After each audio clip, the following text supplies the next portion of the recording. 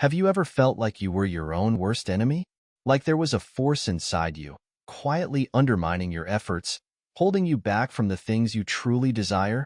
Maybe you've been working towards a goal, something you really want, and just as you're about to reach it, you stumble.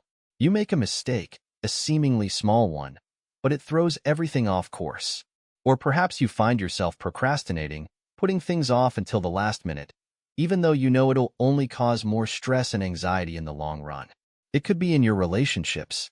You meet someone wonderful, someone you connect with deeply, but then you start to find fault, to pick them apart, until eventually you push them away. Or maybe it's your career. You have the skills, the talent, the opportunity to succeed, but something holds you back. You doubt yourself, you second-guess your decisions, and you end up settling for less than you deserve. These are all signs of self-sabotage, a hidden pattern of behavior that affects so many of us. It's like there's a part of us that's almost afraid of success, of happiness, of fulfillment.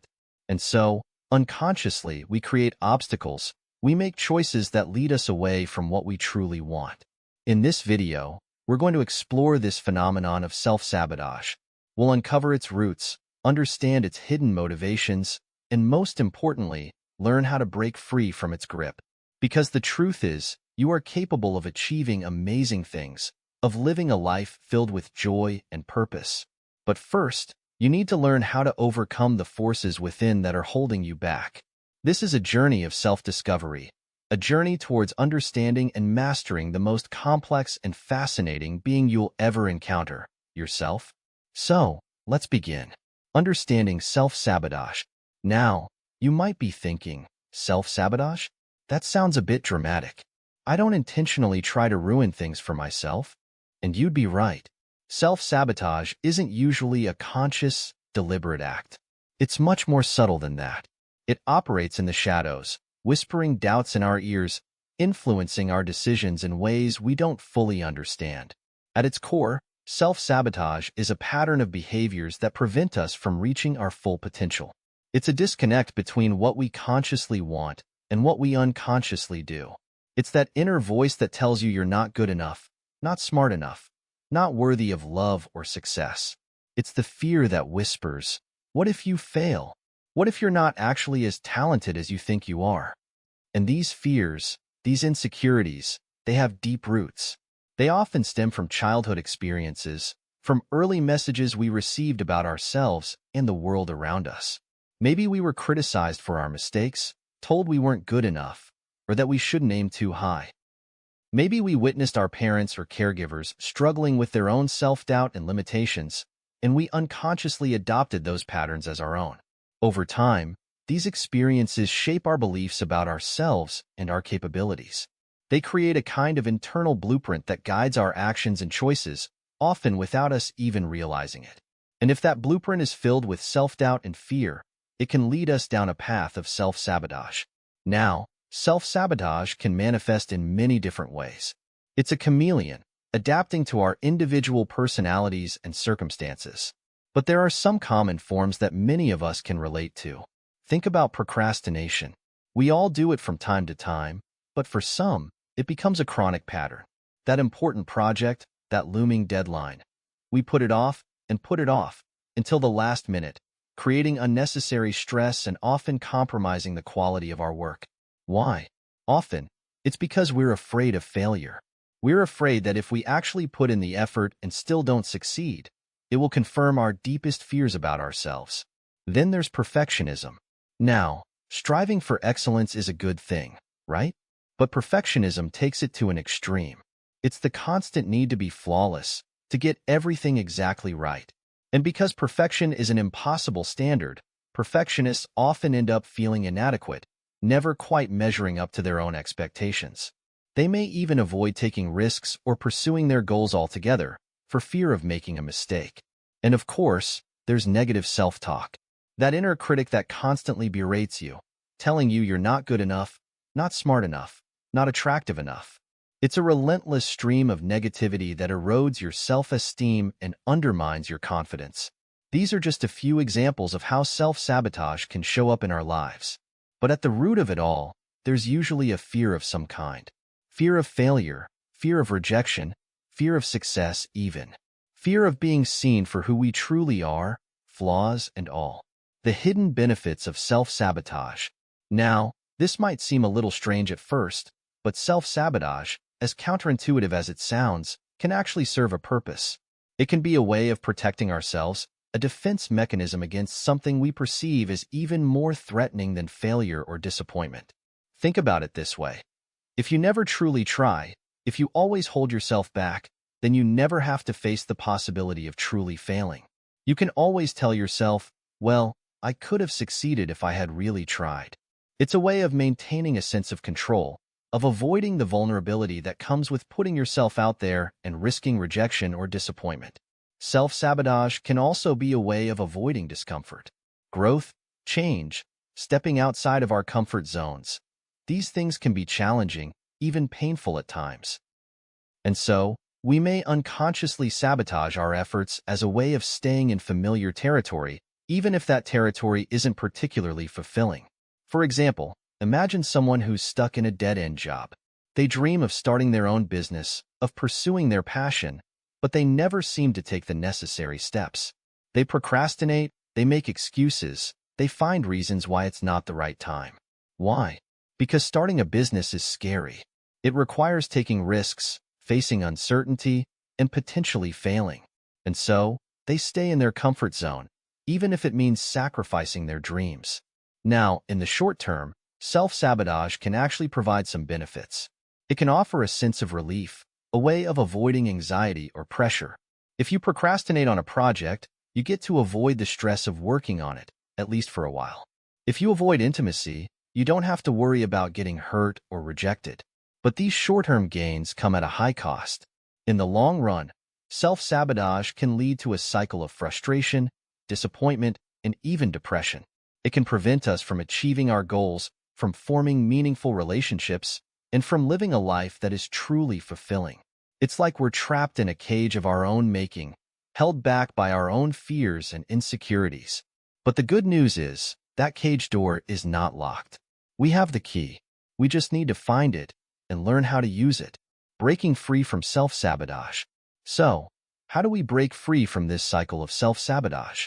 How do we overcome those ingrained patterns of behavior and step into a life of greater fulfillment and purpose?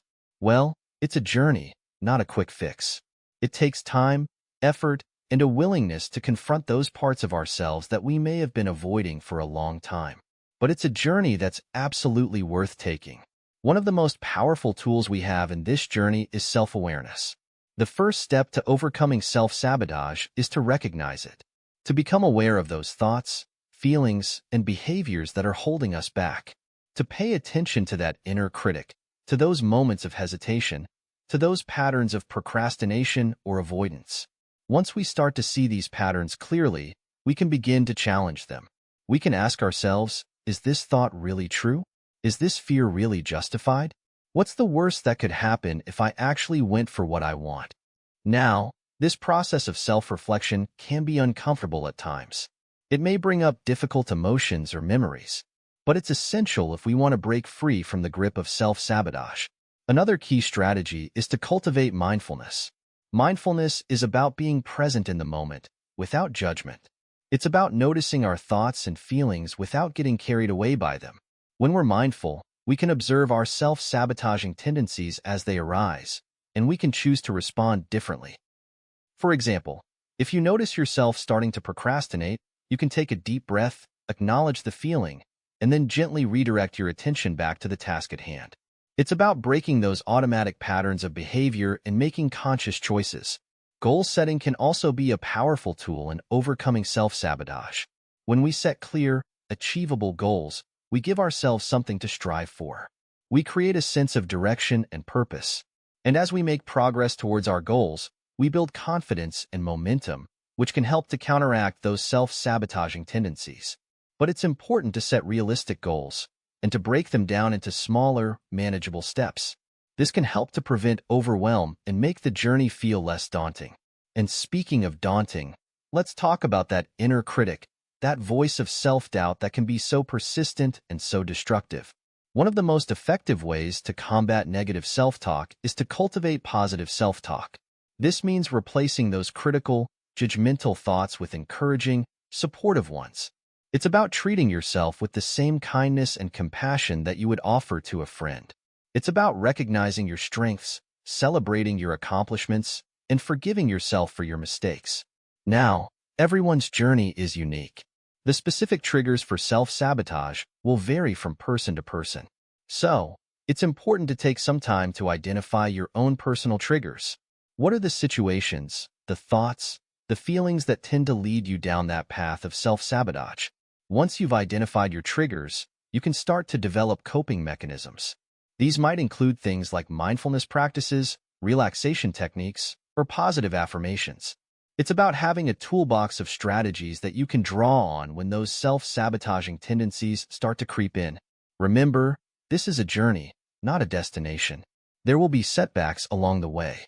There will be times when you fall back into old patterns. But that's okay. The key is to be kind to yourself, to learn from your mistakes, and to keep moving forward. Case studies and success stories. Now, you might be thinking, okay, this all sounds good in theory, but can people really change these deeply ingrained patterns? Can they truly overcome self-sabotage and create a better life for themselves? The answer is a resounding yes.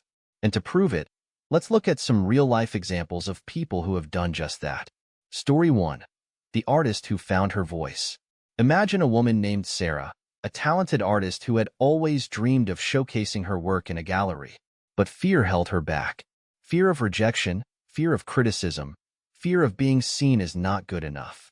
She would start projects with enthusiasm, but then doubt would creep in. She'd second-guess her choices, compare herself to other artists, and eventually abandon her work, convinced it wasn't worthy of being seen. But Sarah decided she was tired of living with this fear. She started practicing mindfulness, paying attention to her thoughts and feelings without judgment. She began to challenge her negative self-talk, replacing those critical voices with affirmations of her own worth and talent. And she set small, achievable goals, like finishing one painting a week and sharing it with a trusted friend. Slowly but surely, Sarah's confidence grew. She started to see her own unique artistic voice, and she began to believe in her ability to share it with the world. Eventually, she gathered the courage to submit her work to a local gallery, and it was accepted. Her art was met with praise and admiration, and Sarah finally experienced the joy of sharing her creativity with others. Story 2. The entrepreneur who overcame procrastination. Now, let's meet Mark, a budding entrepreneur with a brilliant idea for a new business. But Mark was a chronic procrastinator. He'd spend hours planning and researching, but when it came to actually taking action, he'd find himself getting sidetracked, distracted, and overwhelmed. Mark realized that his procrastination stemmed from a fear of failure. He was afraid that if he put himself out there and his business didn't succeed, it would confirm his deepest insecurities about his own abilities.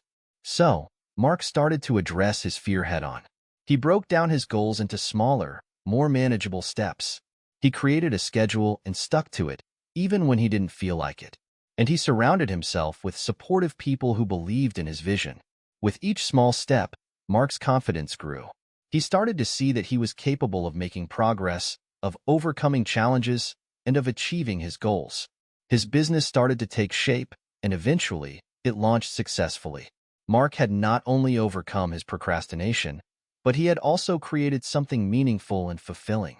These are just two examples of the countless people who have overcome self-sabotage and created a better life for themselves. Their stories are a testament to the power of self-awareness, resilience, and the willingness to change. And if they can do it, so can you. You have the power within you to break free from those limiting patterns, to overcome those fears and insecurities, and to step into a life of greater purpose, joy, and fulfillment. The power of self-awareness and growth. The stories of Sarah and Mark illustrate a crucial point in our journey to overcome self-sabotage. It's not just about changing our behavior, it's about changing our relationship with ourselves. It's about cultivating self-awareness and self-acceptance. Self-awareness is like shining a light on those hidden corners of our minds, those places where our fears and insecurities reside. It's about understanding why we do the things we do, why we react the way we react. It's about recognizing our strengths and weaknesses, our patterns and tendencies. And self-acceptance is about embracing all of those parts of ourselves, the good and the not so good. It's about acknowledging our imperfections, our flaws, our mistakes, without judgment. It's about recognizing that we are all works in progress, constantly evolving and growing. When we can truly see ourselves, with all our complexities and contradictions, we create space for change. We can start to challenge those limiting beliefs that are holding us back. We can start to make choices that are aligned with our true values and desires. Now, this process of self-reflection and self-acceptance is not always easy. It can be challenging to confront those parts of ourselves that we may have been avoiding for a long time. It can be painful to acknowledge our mistakes, our shortcomings, our vulnerabilities. But it's in those moments of vulnerability, those moments of honest self-reflection, that we have the greatest opportunity for growth. It's when we face our fears, our insecurities, our self-doubt, that we can begin to heal and transform. And it's important to remember that personal growth is an ongoing journey, not a destination. There will always be new challenges to face, new lessons to learn, new opportunities for growth. It's a continuous process of self-discovery, of uncovering our potential, of becoming the best versions of ourselves. So, be patient with yourself. Be kind to yourself. Celebrate your successes, learn from your mistakes, and never stop striving to grow and evolve. The journey to overcome self-sabotage is a journey towards self-mastery. It's about understanding the intricate workings of your own mind, your own heart, your own spirit. It's about harnessing your inner power, your creativity, your resilience. And it's a journey that's absolutely worth taking. Because when you overcome self-sabotage, you unlock the door to a life of greater fulfillment, joy, and purpose. You create the space for your dreams to unfold, for your true potential to shine. So, take that first step, begin the journey, and embrace the incredible possibilities that await you. So, what will you choose? Will you continue to let self-sabotage hold you back? Or will you take the reins and steer your life in the direction of your dreams? The choice is yours, and I believe in you. I believe in your ability to overcome those inner obstacles, to embrace your true potential, and to create a life that is truly fulfilling. Now, I'd love to hear from you. What resonated with you most in this video? What are your biggest challenges when it comes to self-sabotage? Share your thoughts and experiences in the comments below. And if you found this video helpful, please give it a thumbs up and subscribe to my channel for more content on personal growth, self-awareness, and overcoming limiting beliefs. Don't forget to hit the notification bell so you don't miss any future videos. And if you know someone who might benefit from this message, please share it with them.